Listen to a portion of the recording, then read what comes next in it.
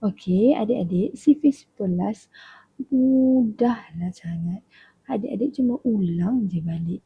Nombor 1, okey. Macam ni ya.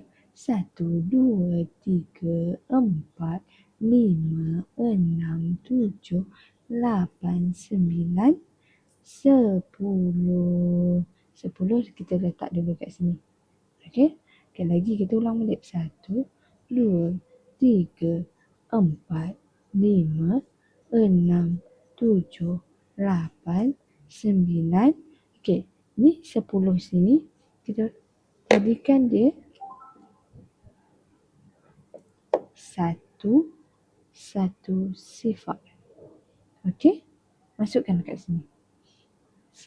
11, 22, 33, 44, 55, 66, 77, 88, 99. Yang ini sama macam sifar 10 tadi. 110. Tambah lagi. Kalau okey, untuk 11 darab 11 dan 12 darab 11 adalah special.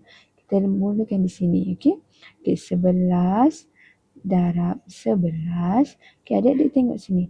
11 ni dia ada nombor 1 dan 1. Okey? Okey. Adik-adik cuma salin saja. 1 tambah 1, 2. Jadi jawapan dia 11 darab 11 adalah 121. Untuk 12 darab 11, 12 darab 11, adik-adik tengok. 1, 2. Okey?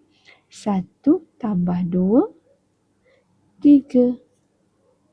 Jadi masukkan kat sini 132. Siap.